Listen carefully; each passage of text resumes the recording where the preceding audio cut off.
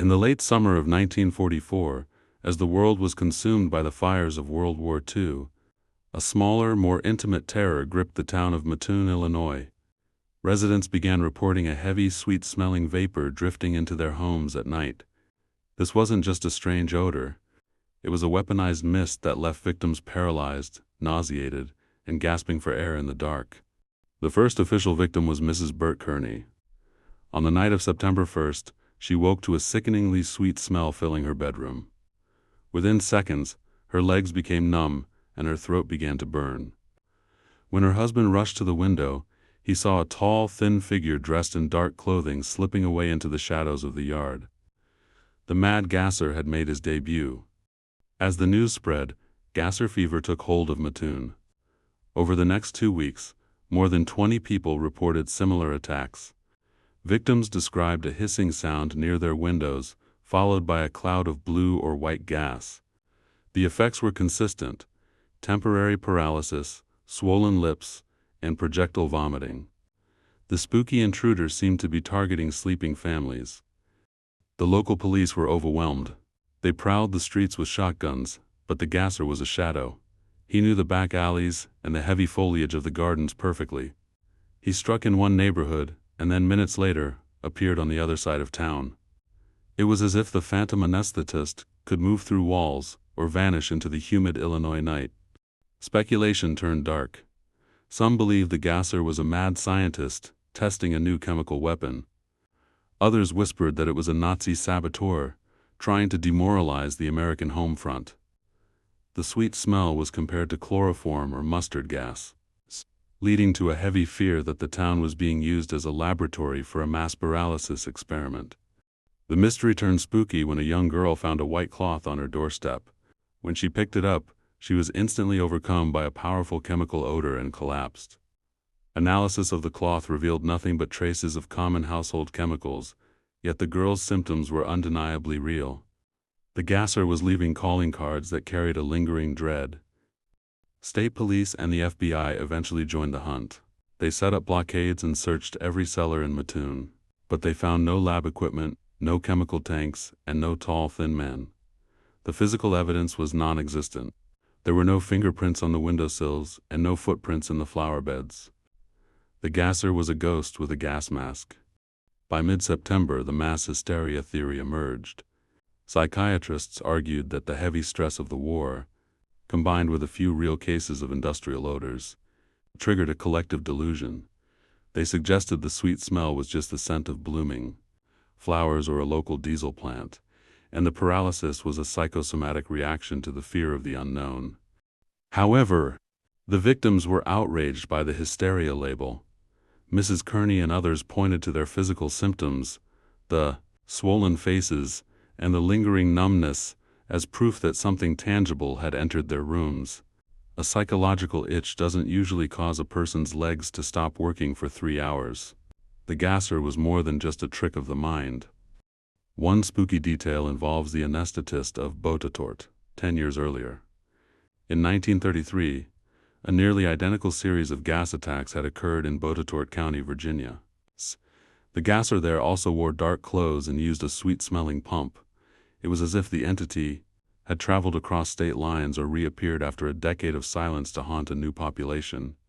A local man named Farley Llewellyn became a suspect of interest.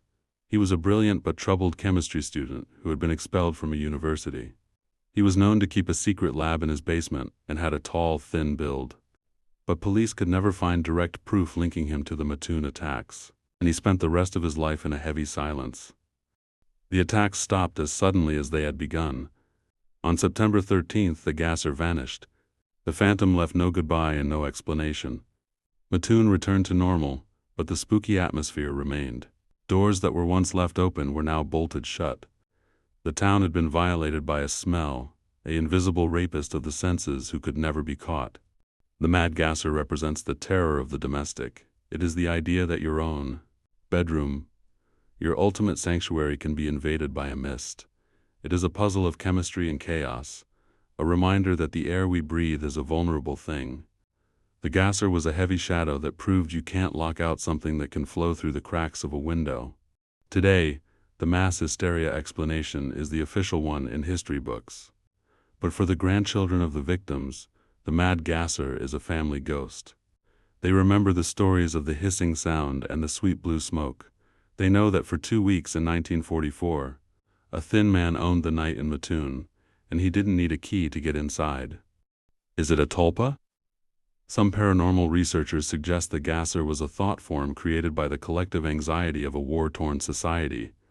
The Nazi saboteur fears were so heavy that they manifested as a physical entity. This would explain why the gasser could vanish so easily. He was a projection of the town's own fear, fueled by the sweet scent of dread. The spooky legacy of the gasser lies in the vulnerability of the home, even in the 21st century. The idea of a gas attacker is a recurring urban legend. It taps into our primal fear of being incapacitated while we sleep. The gasser was the Sandman's dark brother, bringing a sleep that was heavy with nausea and the sweet smell of a laboratory. The mystery remains unsolved because there is no middle ground. Either it was a brilliant, undetected criminal using advanced chemistry, or it was a miracle of the mind. The lack of a captured gasser means the phantom is still out there. In a sense, drifting through the vents of history, he is the unseen hunter of the American Midwest. In the 1950s, a similar gasser was reported in a small town in Georgia. Again, the sweet smell, the paralysis, and the vanishing shadow.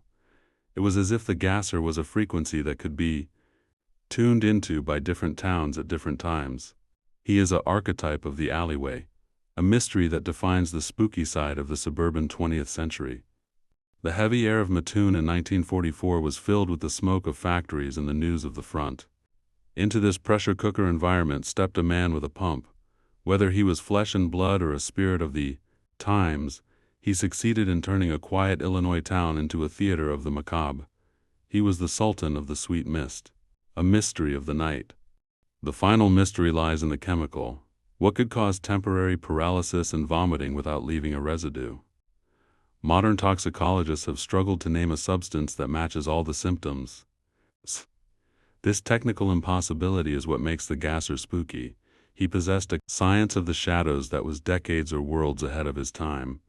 The story ends with the silence of Mattoon. The gasser is a missing piece of the town's DNA. He is a reminder that the spooky doesn't always have a face or a name. Sometimes it is just a sweet smell and a hissing sound in the dark. The mad gasser is the ghost of the bedroom window, a mystery that will remain as long as the wind blows. Through the screens, as you drift off to sleep tonight, pay attention to the air. If you smell something sweet that shouldn't be there, or hear a faint hiss near your vent, don't just ignore it. The mad gasser is a heavy reminder that the world is spooky and permeable. The phantom. An anesthetist is always looking for a new town to put to sleep in the name of his dark science. The gasser mystery is a masterpiece of atmospheric terror. It is a tale of blue vapors and numb limbs, a puzzle that will never be solved as long as the human mind and human malice remain mysteries. The gasser is the spirit of the ventilation, a mystery that proves that the spooky can enter your home through the very air you need to survive. The final chapter of the gasser is written in the unexplained records. He is a ghost in the FBI files and a nightmare in the local lore. He is the tall, thin man who never spoke, never stole, and never killed. He just gassed. This lack of motive is the most spooky part of all. He did it because he could. He was the master of the sweet sleep. The story ends where it began, with a window and a sweet smell. The mad gasser of Mattoon is a mystery that doesn't need a reveal to be terrifying. He is the constant presence in the shadows of the American home. He is the heaviness in the air, a mystery that reminds us that the world is full of phantoms who only want to watch us sleep.